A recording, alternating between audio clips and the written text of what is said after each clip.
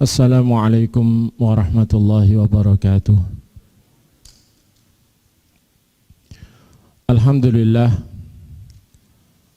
Alhamdulillahilladzi amarna bitafaqquh fid din wa arsyadana ila ittiba'i sunani sayyidil mursalin. Wa usalli wa usallimu ala rasulil amin wa alihi tahirin wa ashabihil akramin wa man tabi'ahum bi ihsanin ila yaumiddin wa sallama tasliman katsira. Qala ta'ala ya ayyuhalladzina amanu taqullaha haqqa tuqatih wa la tamutunna illa wa antum muslimun. Amma ba'd. Jamaah sekalian yang saya hormati, yang saya cintai karena Allah, yang semoga selalu dirahmati Allah.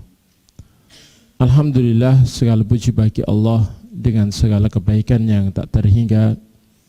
Alhamdulillah, segala puji bagi Allah yang selalu memberikan nikmat kepada kita.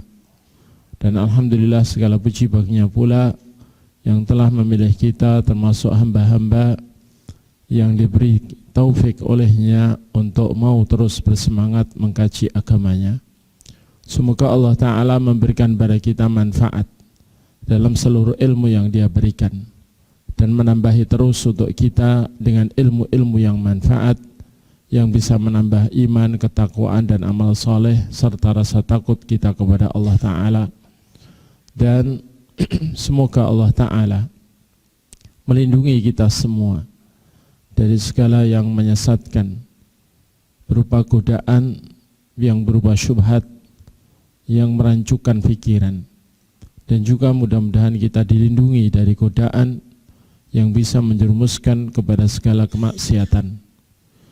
Sungguh jalan keselamatan ada pada ketaatan dan keimanan kepada Allah Ta'ala dan kepada seluruh apa yang disampaikan oleh Allah dan utusannya. Dan segala yang menyelisih itu pastilah merugikan, bisa menghilangkan kebahagiaan, baik kebahagiaan dunia maupun akhirat. Jamaah sekalian yang semoga selalu dirahmati Allah, sungguh merupakan hidayah yang sangat agung, bahkan lebih berharga dari dunia dan seisinya. Hidayah untuk mau melaksanakan kewajiban berilmu syar'i, yang cakupan ilmu syar'i itu adalah ilmu ma'rifatillah, ilmu mengenal Allah, dan ma'rifah nabiyillah, mengenal Nabi Allah, dan ma'rifah dinil Islam, mengenal agama Islam. Ilmu mengenal Allah, mengenal Nabinya, dan mengenal dinul Islam, dan semuanya berdasarkan dalil-dalil yang benar yang datang dari Allah, yang disampaikan dalam kitabnya atau melalui lisan Rasulnya, maka itulah ilmu syar'i dan wajib bagi kita untuk mempelajari. Jamaah sekalian yang semoga selalu dirahmati Allah, ilmu kedudukannya ditentukan oleh apa yang dibahas dalam ilmu itu. Karena itu termasuk ilmu yang paling mulia dan paling tinggi, namun juga menjadi ilmu yang paling mendasar yang harus dipelajari oleh setiap hamba, adalah ilmu mengenal Allah Ta'ala. Dan termasuk hal yang paling penting dalam bab mengenal Allah Ta'ala adalah mengenal nama-nama dan sifat-sifatnya. Karena Allah Ta'ala dan Rasulnya mengkhabarkan tentang nama-nama Allah dan sifat-sifatnya, itu tidak lain maksudnya adalah seluruh hamba mengenal Allah Ta'ala, kemudian mengenal pula kesempurnaan Dia dalam kebaikan, dalam seluruh sifat yang terpuji, seluruh sifat yang baik, sehingga hati para hamba mencintai Allah Ta'ala. Yang cinta kepada Allah itu merupakan dasar dari seluruh pengabdian di dalam Islam. Pengabdian kepada Allah. Ibadah tanpa cinta kepada Allah tidak akan teranggap ibadah. Ketaatan kepada Allah dan Rasul-Nya tidak akan bernilai ibadah ketika tidak didasari rasa cinta kepada Allah Ta'ala. Padahal hati manusia tidak mungkin mau mencintai siapapun kalau tidak mengenal bahwa yang dicintai itu memang layak dicintai karena kebaikannya, karena sifat-sifatnya yang baik. Karena hati manusia yang normal memang akan mencintai siapapun yang baik. Semakin baik, semakin banyak kebaikannya, dan semakin tinggi kebaikannya, dan semakin sempurna, maka akan semakin dicintai oleh hati. Karena itu Allah Ta'ala selalu menghabarkan kebaikannya, selalu menghabarkan tentang kedudukannya sebagai pencipta, mencipta manusia dengan sebaik-baik bentuk, mencipta seluruh apa yang di muka bumi untuk manusia sebagai wujud kebaikan Allah untuk manusia, memberi rizki kepada manusia, dan bahkan menyediakan rizki yang sangat mulia untuk manusia berupa surga dan sebagainya, dan menyuruh manusia untuk membicarakan nikmat-nikmatnya. Wa amma bi ni'mati rabbika fahaddits, dan sebagainya. Itu tidak lain tujuannya adalah supaya manusia mencintai Allah Ta'ala melebihi segalanya. Karena memang barang siapa yang tidak bisa mencintai Allah melebihi segalanya, tidak mungkin bisa mewujudkan tauhid, tidak mungkin bisa memurnikan seluruh pengabdiannya hanya kepada Allah, tidak mungkin untuk bertauhid, pasti masih syirik. Karena itu syirkul mahabbah, syiriknya cinta, itu bahkan Allah memasukkan dalam golongan syirik besar yang menyebabkan kekal di neraka. Sebagaimana yang Allah katakan, wa minan nasi may yattakhidhu min dunillahi andada yuhibbunahum kahubbillah walladzina amanu asyaddu hubban lillah. Di antara manusia ada orang yang menjadikan selain Allah sebagai tandingan-tandingan bagi Allah, yang mereka mencintai tandingan-tandingan itu, atau dia mencintai tandingan-tandingan itu seperti mencintai Allah, alias menyamakan bentuk cinta dan porsi cintanya kepada selain Allah itu dengan bentuk cinta dan porsi cintanya kepada Allah. Jadi disamakan antara mencintai Allah dan mencintai selainnya. Padahal orang-orang beriman, walladzina amanu asyaddu hubbalillah, teramat sangat cintanya kepada Allah sehingga tidak terbandingi oleh cinta kepada apapun dan siapapun selain Allah. Allah menjadi yang paling dicintai. Bahkan mencintai yang lain itu hanya karena Allah. Kalau Allah mencintai seseorang, maka dia ikut mencintai seseorang itu. Tapi kalau Allah benci seseorang, walau kata nafsu orang ini layak dicintai, tapi kalau ternyata Allah membencinya, hati pun membenci orang itu. Itulah orang beriman. Maka ternyata di ayat selanjutnya Allah mengancam orang-orang yang mencintai selain Allah seperti cintanya kepada Allah, itu diancam dengan kalimat wa ma hum bi kharijina minan nar. Mereka tidak akan keluar dari neraka. Dari kalimat Allah inilah para ulama masukkan syirkul mahabbah, syiriknya cinta, ke dalam salah satu jenis syirik besar yang mengeluarkan pelakunya dari Islam, yang membatalkan syahadat seseorang. Jamaah sekalian, karena itu mempelajari nama-nama Allah dan sifat-sifatnya termasuk ilmu yang paling penting. Dan ketika kita mempelajari nama-nama Allah dan sifat-sifatnya, layak bagi kita untuk berharap pahala yang sangat besar di sisi Allah Ta'ala.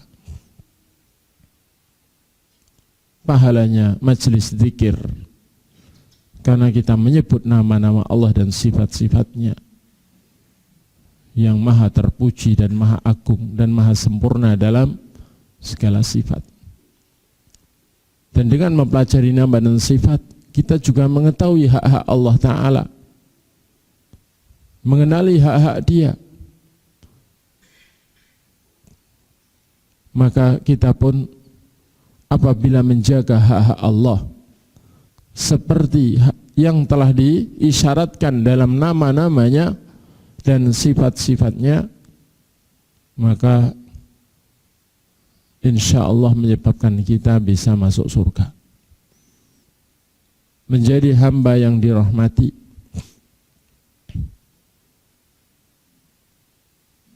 Kenapa? Karena yang takut kepada Allah juga pastilah orang yang berilmu, mengilmui nama-nama Allah dan sifat-sifatnya dan hak-hak Allah, sehingga mau memenuhi hak-hak Allah karena takut kepadanya, selain juga karena cinta kepadanya. Cinta saja sudah mendorong orang untuk taat. Rasa takut melengkapi rasa cinta itu akan menumbuhkan pengagungan. Dan ketika mengenal kemurahan Allah, bahwa Dia maha luas kasih sayangnya, maha luas ampunannya, maha memberi segala kebutuhan hambanya, maha mengijabahi doa, maha murah dengan segala kebaikan dan karunia-Nya, maka tentu tumbuhlah rasa harap yang tinggi kepada Allah, bahkan memurnikan pengharapan hanya kepada Allah. Maka barang siapa yang demikian keadaannya, lengkaplah sudah amalan hati yang mendasari semua jenis ibadah, yang menjadi rahasianya seluruh ibadah untuk mendapatkan nilai yang tinggi di sisi Allah dengan ibadah itu, yaitu amalan hati yang agung berupa cinta, takut, dan harap kepada Allah Ta'ala. Jamaah sekalian yang semoga selalu dirahmati Allah. Namun perlu diketahui bahwa cinta, takut, dan harap itu hanyalah buah pengetahuan perihal Allah Ta'ala. Itu buahnya pengenalan seorang hamba kepada Tuhannya. Karena itu Allah mengatakan innama yakhshallah min ibadil ulama. Sesungguhnya yang takut kepada Allah dari kalangan hamba-hamba Allah hanyalah orang-orang yang berilmu. Berilmu tentang apa? Apakah tentang ilmu-ilmu dunia? Ternyata maksudnya bukan, tapi berilmu mengenal Allah Ta'ala dengan baik, mengenal hak-hak Dia. Kemudian tentu akan setelah mengenal Allah dan mengenal hak-haknya sesuai yang diisyaratkan dalam nama dan sifatnya, akan berusaha memenuhi. Dan karena tahu bahwasanya Allah Ta'ala tidak mau diibadahi dengan cara kita, tapi harus dengan cara dari Dia yang disampaikan melalui utusannya, maka orang yang mengenal Allah ini akan bersemangat mengenal bagaimana ibadah kepada Allah yang baik dan benar, sehingga bisa mengagungkan Allah dengan sebenar-benarnya pengagungan, dengan ibadah yang bisa membuahkan cinta, balasan cinta dari Allah. Dan karena Allah mengatakan barang siapa yang mencintai Rasulnya itulah yang dicintai olehnya dan diampuni dosa-dosanya. Qul in kuntum tuhibbunallaha fattabi'uni yuhibbukumullah wa yaghfir lakum dzunubakum. Katakan Muhammad, kalau memang kalian mencintai Allah maka ikutilah aku. Kalau kalian mau mengikuti aku, maka saya Allah membalas mencintai kalian dan mengampuni dosa-dosa kalian. Maka orang yang mengenal Allah dengan baik dan benar pastilah bersemangat mengkaji agama Allah, bagaimana ibadah kepada Allah sesuai yang telah dijelaskan dan dicontohkan oleh Rasulullah sallallahu alaihi wasallam. Bahkan tidak mau, bahkan tidak berani beribadah kepada Allah Ta'ala dengan cara yang disukai hawa nafsu, tapi hawa nafsunya selalu ditundukkan, ditaklukkan, dijinakkan untuk mau mengikuti apa saja yang telah diajarkan dan dicontohkan oleh utusan Allah, yang memang Allah telah menetapkan utusannya ini sebagai panutan terbaik untuk kita yang beriman kepada Allah, beriman kepada hari akhir, dan juga yang maunya selalu berzikir kepada Allah dengan zikir yang banyak. Karena orang yang selalu mengingat Allah dengan mengingat yang banyak, itu pasti karena hatinya telah mencintai Allah melebihi segalanya, karena tabiat hati yang mencintai tidak mau melupakan yang dicintai. Tabiat hati yang sangat mencintai pasti selalu ingat kepada yang dicintai. Panutan orang yang mencintai Allah dengan baik dan benar adalah Rasulullah sallallahu alaihi wasallam. Jamaah sekalian yang semoga selalu dirahmati Allah. Karena itu Al-Imam Ibnu Qayyim Al-Jauzi rahimahullah pernah mengatakan,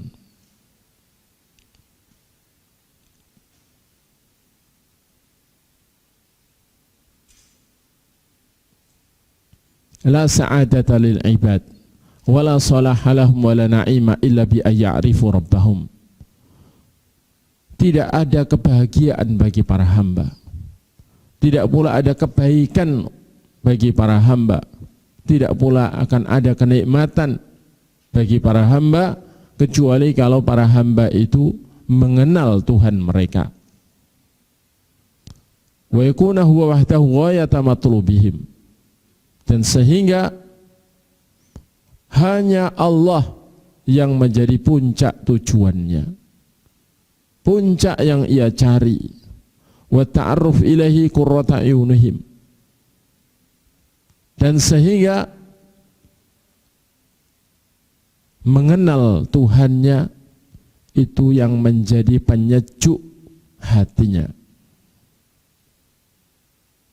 Jadi kalau seorang hamba merasakan sejuk hatinya, nikmat, lezat hati, merasakan lezat hatinya setiap kali tambah mengenal Allah Ta'ala,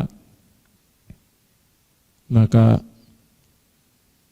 itu pertanda orang yang insya Allah akan bahagia dan dapat nikmat di sisi Allah Ta'ala. Wa mata faqadu dzalik kanu aswa halan minal an'am.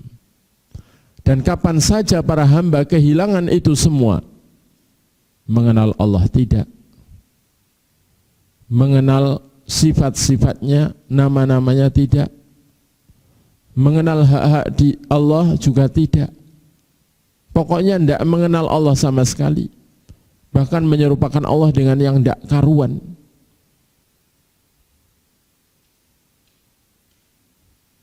Bahkan ketika ditanya di mana Allah, jawabannya nggak tahu. Dengar-dengar kayaknya di mana-mana. Dengar-dengar kayaknya menyatu dengan makhluknya. Katanya ada yang bilang Allah itu di dalam hati kita. Katanya dia ada di sini di dalam dada ini. Atau ada yang jawab, pokoknya Allah itu tidak di depan, tidak di belakang, tidak di kanan, tidak di kiri, tidak di atas, tidak di bawah, tidak di dalam alam, tidak di luar alam. Ini sama dengan mengatakan, pokoknya saya nggak tahu sama sekali, blank sudah tentang Allah Ta'ala. Jadi tidak mengenal sama sekali. Maka barang siapa yang tidak mengenal Allah sama sekali. Kanu aswa halan minal al'ami. Kata Imam Al-Qayyim, mereka itu lebih buruk keadaannya daripada binatang ternak. Lebih buruk keadaannya daripada binatang ternak. Wa kanatil an'am atyaba 'aishan minhum fil ajil wa aslama akibatan fil ajil. Dan binatang ternak itu masih lebih bagus kehidupannya dibandingkan mereka di dunia. Karena binatang ternak di dunia ini juga masih berzikir kepada Allah, bertasbih kepada Allah, bersyukur kepada Allah.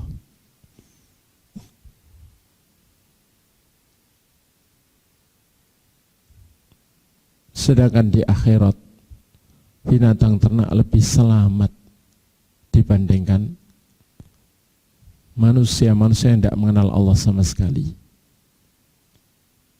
Lebih selamat akibat yang diterima di akhirat nanti. Karena binatang ternak di sana akan disirnakan. Setelah dikisos di antara mereka apabila memiliki kesalahan sesama binatang. Kemudian disirnakan, sedangkan manusia yang tidak mengenal Allah di akhirat dibutakan matanya dan dari Allah dihijabi, tidak bisa melihatnya, dan neraka yang menjadi tempat kembalinya, na'udzubillah min dzalik. Jamaah sekalian yang semoga selalu hormati Allah. Dari situ kita tahu betapa pentingnya mengenal Allah Ta'ala. Dan kata Syekh Abdurrahman bin Nasir As-Sa'di rahimahullah, bahwa termasuk cara yang paling mudah untuk mengenal Allah Ta'ala adalah mengenal nama-nama dan sifat-sifatnya. Mengenal nama-namanya yang semuanya adalah husna, terbaik, karena mengandung makna yang paling sempurna, bahkan di puncak kesempurnaan dan puncak kebaikan. Juga mengenal sifat-sifatnya, baik sifat-sifat yang dikandung oleh nama-nama yang Allah dan Rasul sebutkan, ataupun sifat-sifat yang tidak diambil dari sifat itu nama bagi Allah. Karena sebagaimana kaidah yang sudah kita kaji, kullu ismin yadullu ala sifah walal aks. Setiap nama Allah itu menunjukkan sifat dia, karena setiap nama memiliki makna, dan setiap makna itu atau setiap nama menunjukkan makna yang makna itu menunjukkan sifat Allah Ta'ala. Ar-Rahman, Ar-Rahim menunjukkan sifat rahmah, yang artinya yang memiliki sifat kasih sayang. As-Sami' artinya yang memiliki sifat sama', mendengar. Al-Basir yang memiliki sifat basar, melihat. Ar-Ra'uf yang memiliki sifat ra'fah. Al-Aziz yang memiliki sifat izzah, dan sebagainya. Jadi setiap nama menunjukkan sifat, tapi tidak sebaliknya, alias tidak setiap sifat itu terambil darinya nama untuk Allah Ta'ala. Seperti Al-Ghadab, marah, tidak diambil darinya nama Al-Ghadib, sang pemarah, enggak.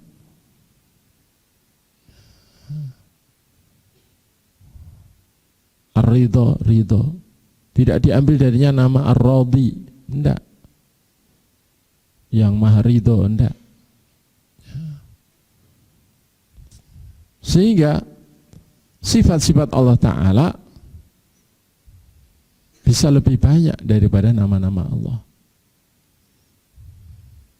Jamaah sekalian, karena itu aneh ketika orang berani menghakimi Allah dengan membatasi sifat-sifat Allah Ta'ala.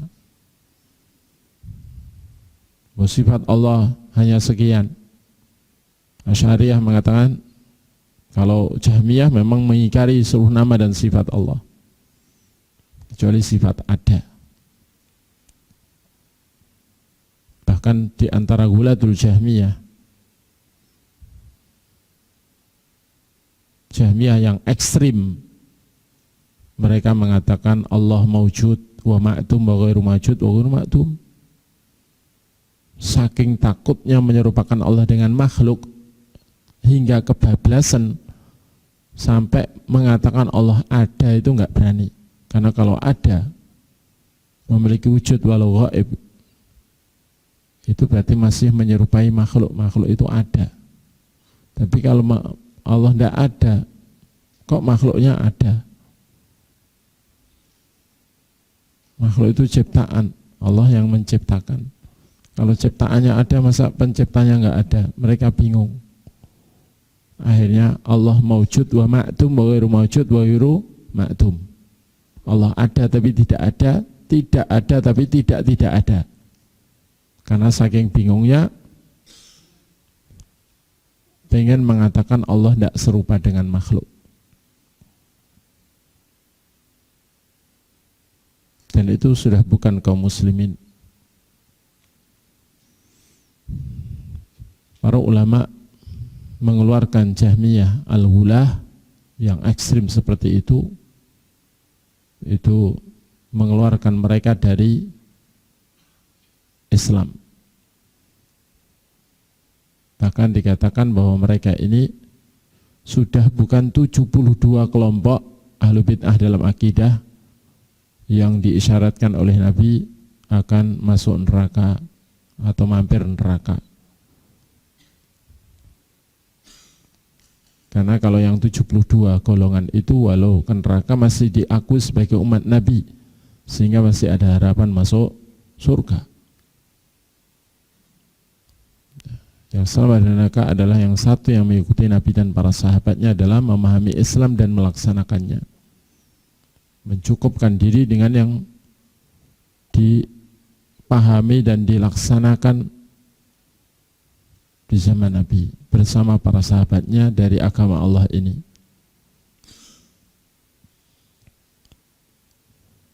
Adapun Mu'tazilah menetapkan dan mengimani semua nama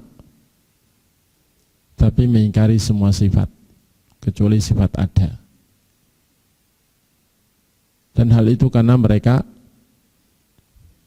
meyakini bahwa nama-nama Allah itu jamid, beku, bukan mustaq, bukan terambil dari sumber kata, tapi ya, itu jamid, beku, tidak punya makna. Dan mazhab Mufawwidah, mazhab orang paling bingung, kata Syekhul Islam, mereka ini meyakini nama-nama Allah punya makna, tapi maknanya hanya Allah sendiri yang tahu. As-Sami' tidak boleh diartikan maha mendengar, Al-Basir maha melihat, tidak boleh. Maknanya terserah Allah. Ya. Jadi seakan-akan mereka mengatakan bahwa Allah Ta'ala itu dengan menghabarkan nama dan sifat itu bukan dalam rangka supaya kita mengenal Allah. Karena tidak boleh dimaknai.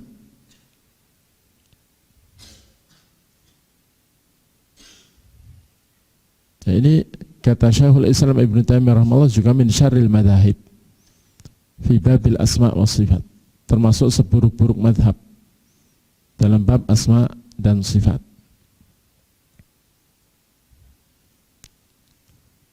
Kemudian Asy'ariyah menetapkan hanya 7 sifat bagi Allah: qudrah, iradah, ilmun, hayah, sama', basar, kalam. Jazakallahu khair. Hanya menetapkan 7 sifat ini. Ini Asy'ariyah di fase kedua. Kedua. Karena dari kecil sampai usia 40 Jadi anak angkatnya Al-Jubai corong Mu'tazilah, dan Abul Hasan Asy'ari juga jadi corongnya Mu'tazilah setelah itu sampai usia 40-an. Setelah itu dia tobat dan kagum dengan tulisan atau karya-karya dan akidahnya Ibnu Kulab, akidah Kulabiyah atau Kilabiyah. Akhirnya cenderung terpengaruh itu dan juga Karomiyah. Kemudian ketika dia membantah selalu Mu'tazilah yang selama ini dikumandangkan oleh dia, dibantah oleh dia dan nyatakan sebagai akidah yang menyimpang, maka dia pun ditanya, terus bagaimana akidah yang benar? Allah itu memiliki sifat, terus sifat-sifat dia itu apa kalau begitu? Maka dia mencurahkan pikirannya, tapi karena kepengaruh akidah Ibnu Kulab, maka dia pun menyampaikan 7 sifat itu. Mengimani sebagian sifat, menolak sebagian yang lain yang lebih banyak. Tapi setelah itu beliau pun tobat. Dan setelah tobat beliau menulis kitab Maqalatul Islamiyyin dan juga Al-Ibanah an Usulid Diyanah. Dan beliau menyatakan rujuknya kepada akidah para ulama hadis. Akidah di antaranya akidah Imam Sunnah, akidah Al-Imam Ahmad ibnu Hanbal atau Imam Hambali, murid kinasih Imam Syafi'i. Akidah para ulama hadis yang mengimani seluruh apapun yang dikatakan Allah dan Rasulnya perihal Allah Ta'ala. Mengimani apa adanya, tanpa berani menolak atau mengingkari salah satu saja dari apa yang dikatakan Allah dan Rasulnya dalam bab asma wa sifat. Dan dalam mengimani tanpa berani merubah lafaz maupun maknanya, tanpa berani membuat permisalan untuk Allah Ta'ala, dan tanpa menyerupakan dengan yang ada pada makhluknya, dan juga tanpa berani menggambarkan bagaimana wujud sifat-sifat Allah Ta'ala, walau tanpa membuat permisalan misalnya. Jadi intinya al-iman bima ja'anillah wa an Rasulullah SAW kama ja'anillahi wa rasulih. Mengimani apa adanya, seluruh berita dari Allah dan Rasulnya sesuai maksud Allah dan Rasulnya, tidak berani merubah. Naqulu kama qala, kita mengatakan tentang Allah Ta'ala hanya seperti yang dikatakan oleh Allah sendiri dan oleh Rasulnya. Karena itu bab asma wa sifat, bab tauqifiyah, bab paten, tidak ada di dalamnya ruang untuk ijtihad atau untuk ra'yu pendapat. Pokoknya kita mengatakan tentang Allah itu hanya persis seperti yang Allah dan Rasul katakan. Dan apa saja yang Allah dan Rasul diamkan, kita pun diam. Tidak berani bicara tentang hal-hal yang Allah dan Rasul diamkan. Dan inilah adab yang paling berakhlak, beradab terhadap Allah Ta'ala. Adapun orang yang berani bicara tentang Allah tanpa ilmu, baik bicara itu buahnya adalah menolak sebagian nama atau sifat yang Allah dan Rasul tetapkan untuk Allah, atau akibat dari pembicaraan itu adalah memberi nama Allah dengan nama yang tidak pernah Allah sebutkan bahwa itu nama dia atau Rasulullah sebutkan bahwa itu nama Allah, atau buahnya berupa mensifati Allah dengan sifat yang tidak pernah Allah tetapkan untuk dirinya dan Rasulullah tetapkan untuk Allah, maka itu semua adalah sikap kurang ajar, tidak berakhlak, tidak beradab kepada Allah Ta'ala. Dan seburuk-buruk akhlak adalah buruk akhlak kepada Allah. Karena itu al-qaul 'ala Allah bighairi ilm, bicara tentang Allah tanpa ilmu, itu adalah termasuk sebesar-besar dosa besar juga. Jamaah sekalian yang semoga selalu dirahmati Allah.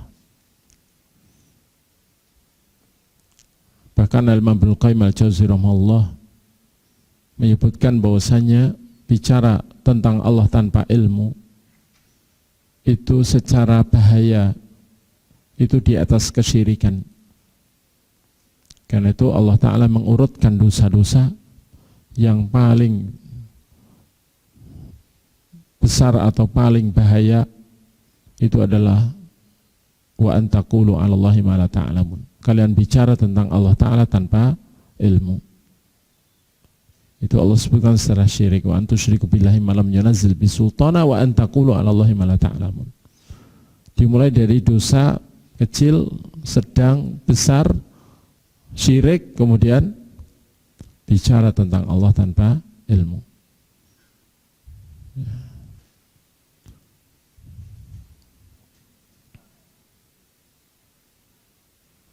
Qul innama harrama rabbi al-fawahisha ma dhahara minhu wa ma batan wal ithma wal baghya bighairi al-haqq wa an tusyriku billahi ma lam yunzil bi sultana wa an taqulu 'ala Allahi ma la ta'lamun. Kata Ibnu Qayyim, ini adalah pengurutan tingkatan dosa.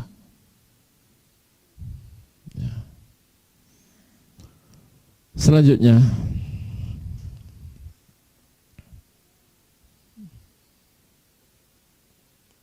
termasuk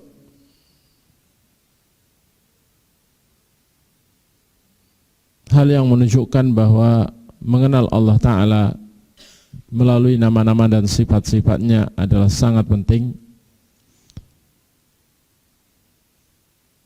Disebutkan al-ilmu bi asma'illahi azza wa jalla wa sifatihi aslul ulum wa asasul iman wa awwalul wajibat fa idza arafa an-nas rabbahum abaduh. Mengenali nama-nama Allah dan sifat-sifatnya itu adalah pokoknya ilmu dan pondasinya iman. Dan kewajiban yang paling pertama dan utama. Karena apabila manusia telah mengenal Tuhan mereka, pasti mau beribadah kepadanya. Kalau mengenal dengan baik Allah, pasti ibadah kepada Allah. Sementara tujuan diciptakannya manusia tidak lain adalah beribadah kepada Allah. Berkata Al-Imam Al-Asfahani, Imam Qawamus Sunnah, penegak sunnah, beliau mengatakan, qala ba'dul ulama, berkata sebagian ulama, awwalu fardin faradahullahu ala khalqih ma'rifatuh fa idza arafahu an-nas abaduh. Qala Allah Ta'ala fa'alam annahu la ilaha illallah. Berkata sebagian ulama, kata beliau, pertama kalinya yang diwajibkan oleh Allah Ta'ala atas makhluknya adalah mengenal Allah. Kewajiban mengenal Allah. Karena apabila manusia mengenal Dia, pasti mau beribadah kepadanya. Karena itu Allah mengatakan fa'lam, ketahuilah, ilmuilah bahwa tidak ada yang benar diibadahi kecuali hanya Allah. Fayambagi lil muslimin ay ya'rifu asma Allah wa tafsiraha fayu'azzimu Allah haqqa 'azamatihi walau arada jalla rajulun ay yu'amila rajulan fa innahu sayatlubu minhu ay ya'rifa asmahu wa kunyatahu wa asma abihi wa jaddihi. Sudah seharusnya bagi kaum muslimin untuk mengenal nama-nama Allah dan tafsirnya supaya bisa mengagungkan Allah dengan sebenar-benarnya pengagungan yang benar. Dan seandainya seorang ingin bermuamalah, berinteraksi dengan orang lain, niscaya dia bertanya tentang orang itu untuk mengetahui namanya, panggilannya, nama orang tuanya, nama kakeknya. Wa yas'aluhu an saghiri amri wa kabiri, bertanya tentang hal-hal kecil berkaitan dengan orang itu dan hal-hal besar berkaitan dengan orang itu. Fallahu alladhi khalaqana wa razaqana wa nahnu narju rahmata wa nakhafu min sukhtih aula an na'rifa asma'ahu wa na'rifa tafsiraha. Maka Allah yang telah menciptakan kita dan selalu memberi rizki kepada kita, dan yang kita berharap kasih sayangnya dan takut pada murkanya, tentu lebih berhak untuk kita mengenali nama-namanya dan mengetahui tafsir penjelasan tentang nama-nama dia. Ini beliau sebutkan dalam kitab Al-Hujjah fi Bayanil Mahajjah, juz 1 halaman 122. Ya. Biasanya adzan. Kita lanjutkan. Termasuk hal yang menunjukkan pentingnya mengenal nama-nama Allah dan sifat-sifatnya adalah fi ma'rifatillah bi asma'ihi wa sifatihi ziyadatun fil iman wal yaqin wa tahqiq lit tauhid wa tadzawuq li ta'mil ubudiyah. Di dalam mengenal Allah Ta'ala melalui nama-nama dan sifat-sifatnya itu ada tambahan iman dan ada tambahan keyakinan dan perwujudan tauhid, dan juga bisa merasakan manisnya ibadah. Berkata Syekh Abdurrahman bin Nasir As-Sa'di rahimahullah, wa bihasabi ma'rifatih bi rabbih yakunu imanuh, wa kullama izdada ma'rifatan bi rabbih izdada imanuh, wa kullama naqasa naqas, wa aqrabu tariqin ila dzalik tadabburu sifatihi wa asma'ihi minal Qur'an. Beliau mengatakan, sesuai pengetahuan hamba kepada Tuhannya, maka seperti itu pula keadaan imannya. Setiap kali pengetahuannya kepada Tuhannya, pengenalannya kepada Tuhannya itu bertambah, niscaya bertambah pula imannya. Dan setiap kali berkurang pengenalannya kepada Tuhannya, imannya pun pasti berkurang.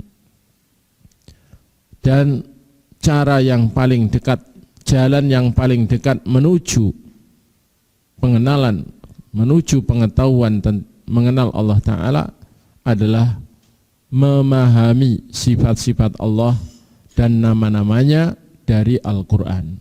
Ini disebutkan beliau dalam tafsir beliau, Tafsir Karimur Rahman fi Tafsir Kalamil Mannan, juz 1 halaman 24. Kemudian yang berikutnya atau yang keempat, bahwa termasuk hal yang menunjukkan pentingnya, betapa pentingnya mengenal nama dan sifat Allah. Al-alim billahi ta'ala haqiqatan yastadillu bima alima min sifatih wa af'alih ala ma yaf'aluhu wa ala ma yusyarri'uhu minal ahkam. Liannahu la yaf'alu illa ma huwa muqtada asma'i wa sifatih wa af'aluhu da'iratun bainal adli wal fadli wal hikmah. Orang yang mengenal Allah Ta'ala secara hakiki itu mengambil dalil dengan apa yang dia ketahui dari sifat-sifat Allah dan perbuatan-perbuatan Allah untuk menunjukkan apa yang Allah lakukan dan apa yang Allah syariatkan berupa ketentuan-ketentuan dalam agama ini. Karena Allah Ta'ala tidaklah melakukan kecuali sesuai apa yang menjadi konsekuensi nama-nama dan sifat-sifat dia. Dan perbuatan-perbuatan Allah semuanya itu berporos kepada keadilan dan kemurahan, keadilan dan kebaikan atau kemurahan dan juga hikmah. Allah tidak akan melakukan kezaliman. Allah tidak akan melakukan hal yang menjadi kebalikan dari kemurahan, alias bakhil, kikir. Dan Allah juga tidak akan melakukan sesuatu yang tidak ada hikmahnya, karena dia itu maha adil. maha murah dan juga maha hikmah, hakim dia. Di antara sifat Allah adalah al-hikmah. Jamaah sekalian yang semoga selalu dirahmati Allah. Yang kelima, termasuk hal yang menunjukkan pentingnya mengenal Allah Ta'ala melalui nama dan sifatnya adalah at-talazumul wathiq baina sifatillahi ta'ala wa ma taqtadihi minal ibadati dhahirah wal batinah.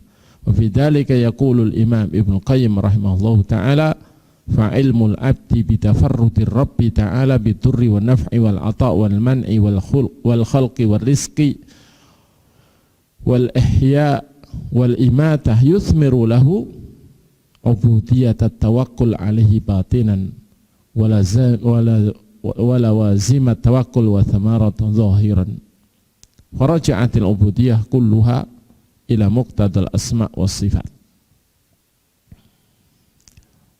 Adanya keterkaitan yang kuat antara sifat-sifat Allah Ta'ala dan apa yang menjadi konsekuensi dari sifat-sifat itu berupa keterangan tentang ibadah-ibadah yang zahir dan batin. Karena Allah Ta'ala di balik pemberitaannya tentang nama dan sifatnya menunjukkan hak dia untuk diibadahi.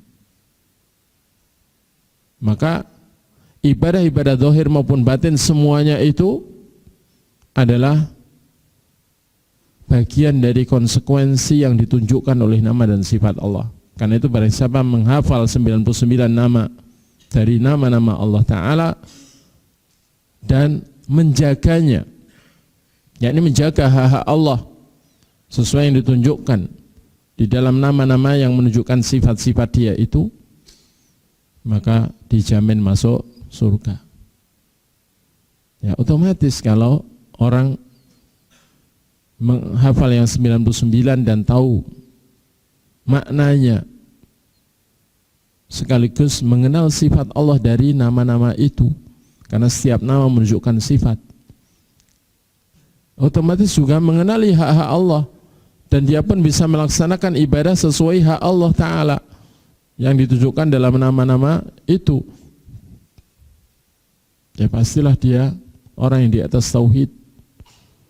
Tauhid dalam perbuatan Allah, mengesahkan Allah dalam seluruh perbuatannya, maupun mengesahkan Allah dalam hak untuk diibadahi dengan segala jenis ibadah zahir maupun batin, dan juga pasti mengesahkan Allah dalam seluruh nama dan sifat itu, karena dia dalam seluruh sifatnya tidak serupa dengan makhluknya dalam seluruh sifat makhluk.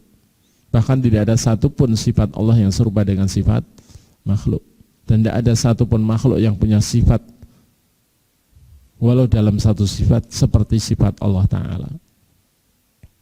Pasti akan begitu dan beribadah kepada Allah sesuai yang disyariatkannya. Ya otomatis masuk surga sesuai yang dijaminkan. Tapi kalau sekedar hafal nama-nama Allah tapi tidak tahu artinya, tidak tahu sifat-sifat Allah Ta'ala dari nama-nama itu, dari maknanya nama-nama itu, dan tidak mengenali hak-hak Allah karena tidak tahu artinya apa yang dia hafalkan, sehingga tidak melaksanakan hak-hak Allah sesuai yang ditunjukkan oleh nama-namanya itu, yaitu namanya bukan ahsaha, bukan menjaganya. Kalau cuma hafal lafadznya tidak ada jaminan surga.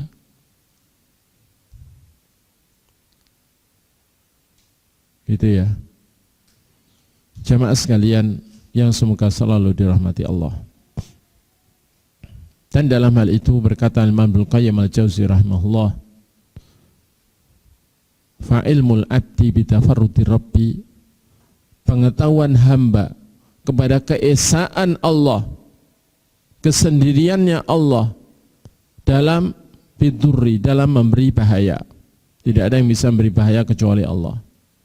Wa naf'i, dalam hal memberi manfaat, di mana tidak ada yang bisa memberi manfaat kecuali Allah.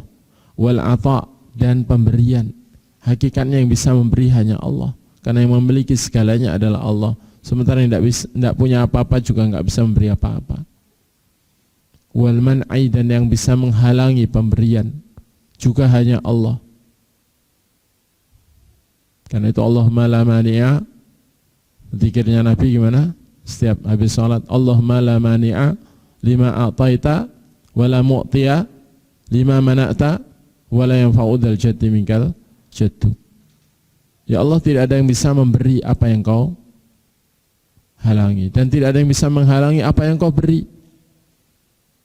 Dan pemilik kekayaannya tidak akan bermanfaat kepada dia sedikit pun untuk menghalangi atau mencegahnya dari siksamu, yakni kalau engkau menghendaki menyiksanya. Wal khalqi, dan dalam mencipta, tidak ada yang mencipta selain Allah. Jadi kalau hamba mengetahui bahwa Allah bersendirian dalam memberi mudarat, bersendirian dalam memberi manfaat, bersendirian dalam memberi apa saja karunia, bersendirian dalam menghalangi atau tidak memberi, bersendirian dalam mencipta, warizki, dan juga memberi rizki. Tidak ada sekutu bagi Allah dalam memberi rizki, dan juga dalam ihya, menghidupkan, maupun imatah, mematikan. Yang bisa memberi kehidupan, yang bisa mewujudkan atau menciptakan kematian pada seorang, hanya Allah. Maka pastilah pengetahuan hamba tersebut membuahkan buah untuk hamba itu berupa ubudiyat tawakkul alaihi batinan wa lazimat tawakkul thamaratah zahiran, yakni membuahkan ibadah berupa tawakal, pasrah total kepada Allah, berserah diri kepadanya secara batin, dan melaksanakan konsekuensinya tawakal itu dan buah-buahnya tawakal secara zahir. Faraja'atil ubudiyah kulluha ila muqtadal asma wa sifat. Maka pengabdian kepada Allah itu semuanya kembali kepada konsekuensi nama dan sifat Allah.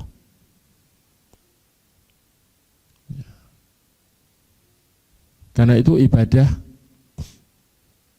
kok tidak sesuai dengan konsekuensi nama dan sifat Allah, ya pasti salah. Contoh, ya, Allah punya nama As-Sami', yang artinya Dzu Sam'in, yang memiliki pendengaran. Dan Allah maha sempurna dalam sifat, seluruh sifat termasuk sifat mendengar. Bahkan dia mengatakan yasma'u sirra, ya, wan ya'lamu sirra wa akhfa, mengetahui yang lirih dan yang tersembunyi.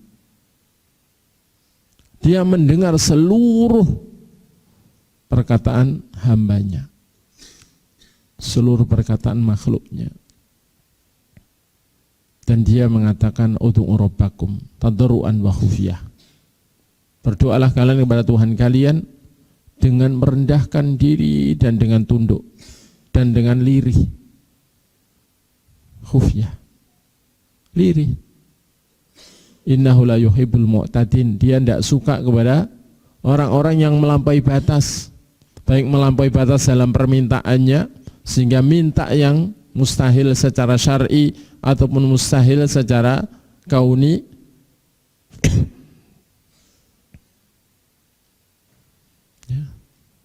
Dan dia juga tidak suka kepada orang yang melampaui batas dalam adab berdoa, melampaui batas-batas adabnya doa. Tadi disuruh merendahkan diri dan dengan lirih, terus doa teriak-teriak. Karena siapa berdoa tapi teriak-teriak, dilakukan seperti orang ngamen, ya sudah, itu pasti salah, gitu loh ya. Pasti salah, tidak sesuai dengan nama Allah As-Sami' dan sifat sam'unnya Allah yang maha sempurna dalam sifat mendengar.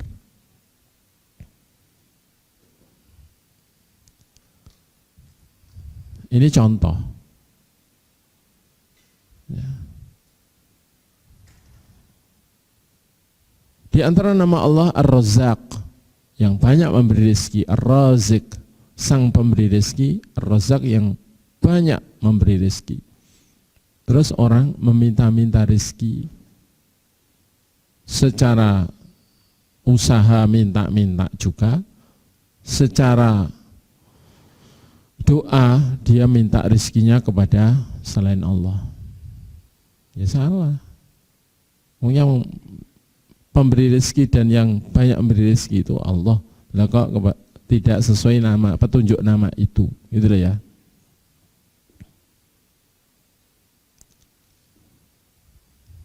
Dan sebagainya.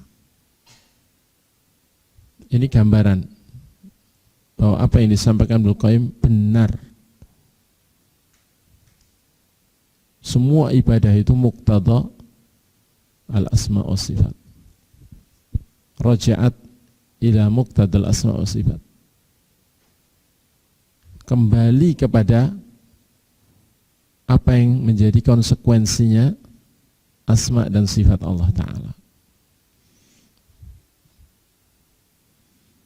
Kemudian yang keenam, lita'abud bi asma'illahi ta'ala wa sifati atharun tayyibah fi salamatil qulub wa salamatil akhlaq was suluk, kama anna fi ta'tiliha baban ila amradil qulub wa masawi'il akhlaq. Beribadah kepada Allah berdasarkan nama-nama Allah Ta'ala dan sifat-sifatnya, berdasarkan petunjuk yang terkandung dalam nama-nama Allah dan sifat-sifatnya, itu memiliki pengaruh yang sangat baik dalam bersihnya hati dari segala penyakit dan bersihnya hati dari segala yang mengotori dan yang merusak ibadah.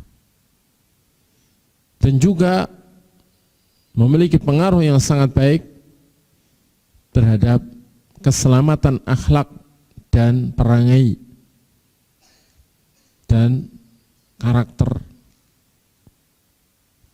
dari segala akhlak dan karakter yang buruk. Sebagaimana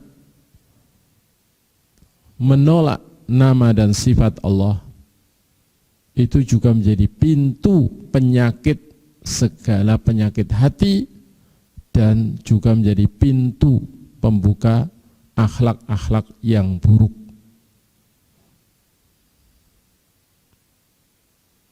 Contoh, ketika seorang itu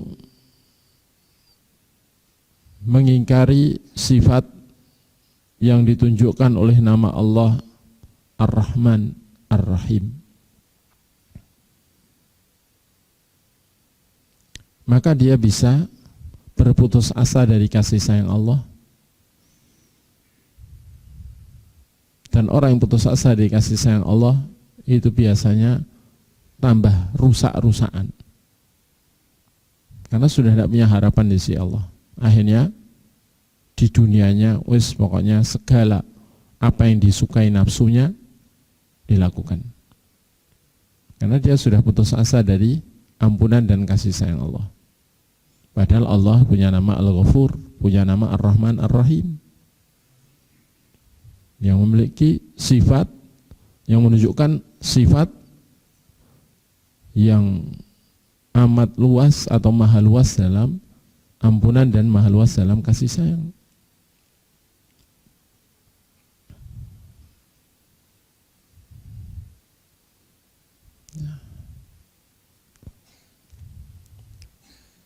Dan juga orang yang demikian selain hatinya rusak, zahirnya rusak. Dan orang kalau zahirnya rusak itu pasti hatinya juga rusak. Kalau zahirnya baik belum tentu hatinya baik. Tapi kalau hatinya baik pasti zahirnya juga baik. Kemudian yang ketujuh, fi ma'rifati asma'illahi wa sifatihi wa ta'abud lahu biha subhanah thamaratun tayyibah fil mawqif minal masa'ib wal makruhat wasyada'id.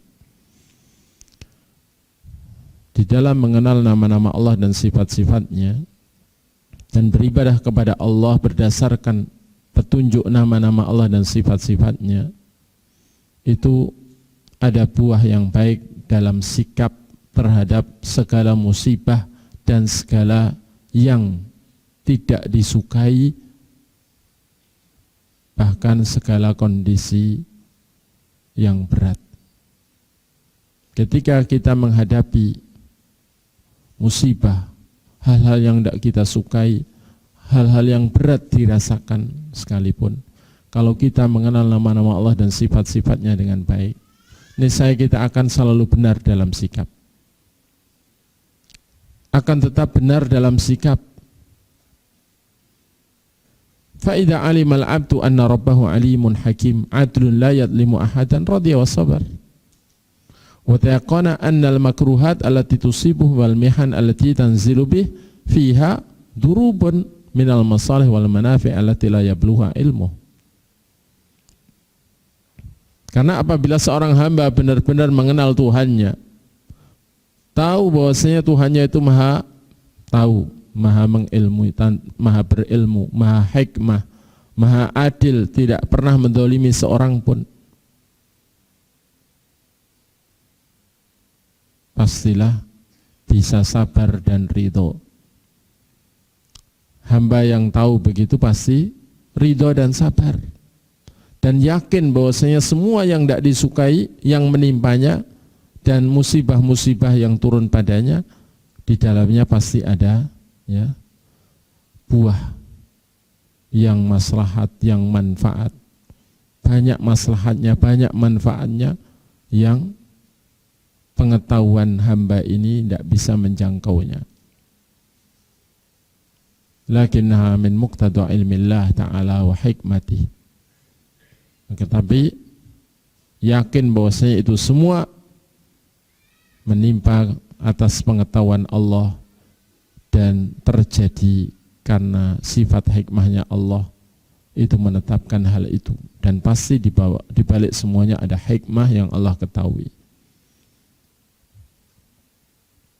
Sehingga fayatma'in wa yaskun ila rabbih wa yafuwidu amrahu ilaih. Hamba yang tahu begitu tetap tenang hatinya, tetap tenang jiwanya, dan bahkan semakin tenang ketika bersandar kepada Allah Ta'ala dan menyerahkan segala perkaranya ini hanya kepada Allah. Karena tahu yang memberi musibah dia, dan tujuan Allah memberi musibah itu tidak lain adalah la'allahum yatadarru'un, agar mereka mau merendahkan diri dan mendekat kepadanya, dan tahu bahwa Allah itu senang apabila memberi musibah kepada hambanya, hambanya ini ya mengadu kepadanya, maka ya otomatis ya, berharap pahala dengan musibah itu. Dengan kesabarannya dia berharap pahala tanpa hitungan, berharap ampunan dengan sebab musibah itu. Dan bahkan kalau hamba tahu bahwasanya musibah itu adalah hanya wujud kasih sayang Allah, karena supaya kita menghadap Allah sudah tidak membawa dosa lagi. Bahkan di balik musibah ada pahala yang besar bagi yang sabar. Dan semua ibadah orang yang dalam musibah nilainya jauh lebih agung daripada ibadah yang sama yang dilakukan oleh orang yang tidak dalam musibah. Ya tentu orang dalam musibah ini sangat ridho, bahkan seakan-akan, ya Allah, beri saja aku kesabaran. Enggak apa-apa aku diberi musibah seperti ini asalkan Engkau tidak meninggalkan aku.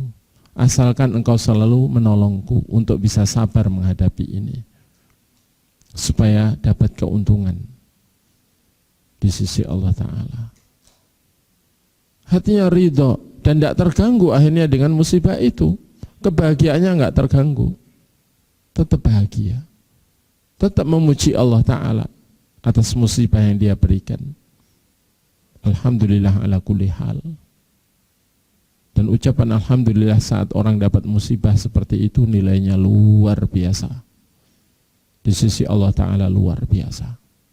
Semakin berat musibah yang menimpa, kok masih memuji Allah dan karena meyakini bahwa Allah itu maha terpuji, tidak pernah berbuat buruk. Bahkan memberi musibah ini adalah salah satu bentuk kebaikan dia dan kasih sayang dia. Sehingga tetap memuji Allah luar biasa. Nilai alhamdulillah walau sekali yang dia ucapkan bisa melebihi nilai ucapan alhamdulillah 1.000.000 kali kala orang mendapat nikmat.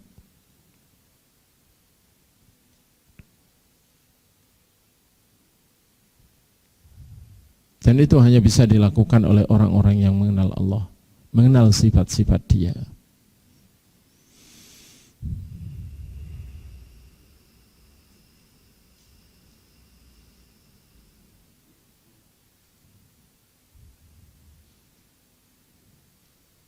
Kemudian yang ke-8, fahmu ma'ani asma'illahi azza wa jalla wa sifatih tariqun ila mahabbatillah wa ta'zimih wa raja'i wal khawfi min. Wa fi dhalika yaqul Ibnu Abdissalam rahimahullahu ta'ala, memahami makna-makna nama-nama Allah dan sifat-sifatnya merupakan jalan untuk bisa mencintai Allah, mengagungkannya, berharap padanya dan takut padanya. Dan dalam hal itu berkata Al-Iz Ibn Abdissalam rahimahullah, fahmu ma'ani asma'illahi ta'ala wasilatun ila mu'amalatih bithamaratiha. Memahami makna-makna nama-nama Allah itu menjadi wasilah untuk bisa bersikap kepada Allah sesuai buahnya pengenalan dan pemahaman kepada makna-makna nama-nama Allah itu. Minal khawf, berupa rasa takut kepadanya, warroja, dan berharap kepadanya, wal mahabah, dan takut padanya, yakni segan kepadanya, wal mahabbah, dan cinta kepadanya, wat tawakul, dan tawakal hanya kepadanya, wa ghairu dzalik min thamarati ma'rifat sifat, dan selain itu dari buahnya mengenal sifat-sifat Allah Ta'ala. Ini beliau sebutkan dalam kitab Syajaratul Ma'arif, ya, halaman pertama.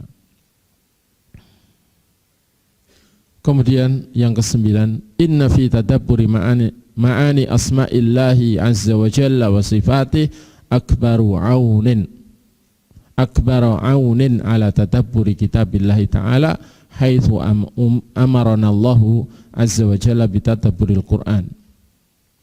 Sesungguhnya di dalam memahami makna-makna asma-asma Allah dan sifat-sifatnya itu ada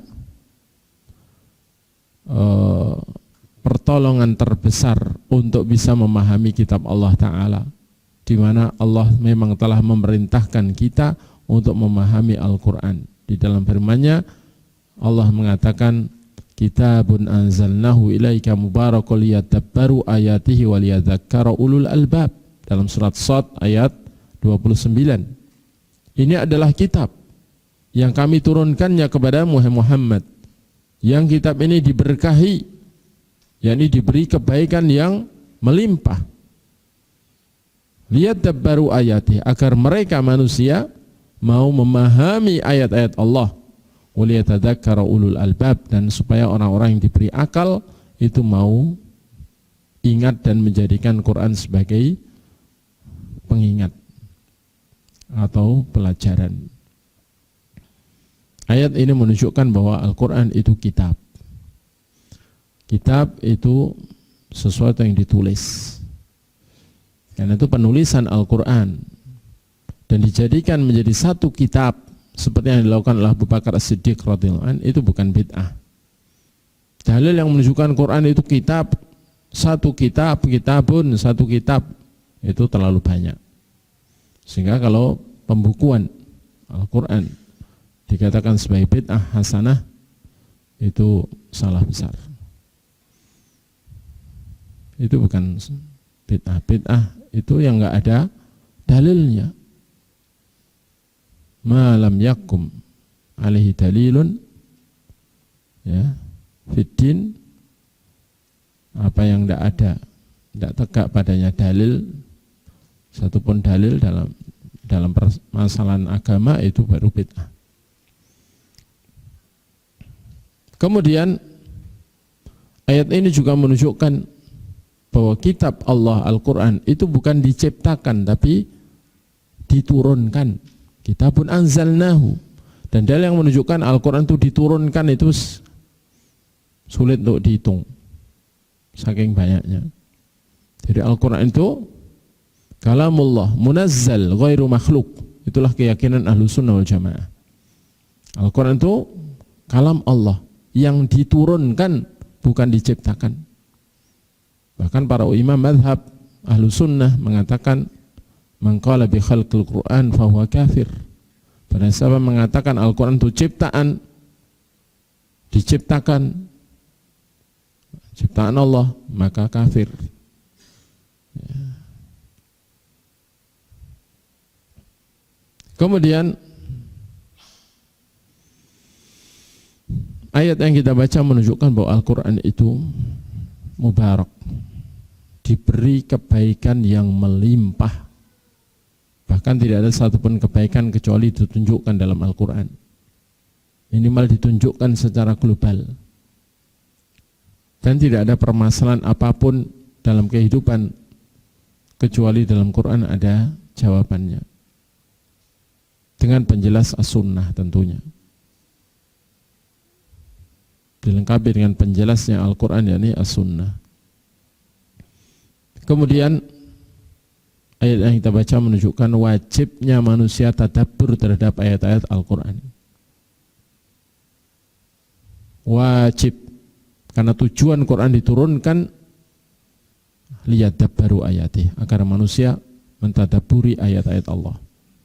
Dan barang siapa meninggalkan kewajiban ini, berpaling dari kewajiban ini, maka di hari kiamat akan dibangkitkan dalam keadaan buta matanya. Padahal orang buta mata di sana tentu bukan ahli surga. Bahkan Allah menyiapkan calon penghuni Jahannam banyak dari jin dan manusia. Mereka diberi hati tapi tidak mereka gunakan untuk memahami ayat-ayat Allah. Diberi mata tapi tidak digunakan melihat ayat-ayat Allah. Diberi telinga tidak digunakan untuk mendengar ayat-ayat Allah. Walaqad dzara'na li jahannam katsiran minal jinni wal insi lahum qulubun la yafqahuna biha wa lahum a'yunun la yubsiruna biha wa lahum adhanun la yasma'una biha ulaika kal an'ami bal hum adall. Mereka seperti binatang ternak bahkan lebih sesat. Ulaika humul ghafilun, mereka lah orang yang melalaikan ayat-ayat Allah. Tidak mau mentadabburi. Dan ayat yang kita baca ini menunjukkan bahwa pengingat terbaik dan sumber pelajaran terbaik adalah Al-Quran bagi orang yang diberi akal. Karena siapa yang mengunggulkan selain Al-Quran di atas Al-Quran berarti tidak berakal, atau ya orang yang tidak mau menggunakan akalnya atau akalnya beku. Waliyadzakkara ulul albab. Taib. Dan wa nadran li anna al-Qur'an al-Karim yaktsuru fihi dzikrul asma' was sifat hasaba muta'allaqatiha fa inna fi tadabburiha baban kabiran min ababi tadabburil Qur'an. Masyaallah. Dan karena melihat bahwa Al-Qur'an yang mulia banyak di dalamnya disebutkan nama-nama Allah dan sifat-sifatnya sesuai apa yang terkait dengannya. Ketika Allah menyebut tentang hukum apa, mengakhiri kalamnya dengan innallaha alimun hakim misalnya. Sesungguhnya Allah itu maha mengetahui dan maha hikmah. Maka kita jadi paham bahwa hukum itu Allah tetapkan atas dasar pengetahuan yang sempurna akan apa yang paling manfaat dan maslahat untuk hambanya. Dan pasti tidak sia-sia. Di dalam hukum itu ada banyak hikmah karena yang menetapkan hukum itu adalah Maha Hakim, Maha Hikmah.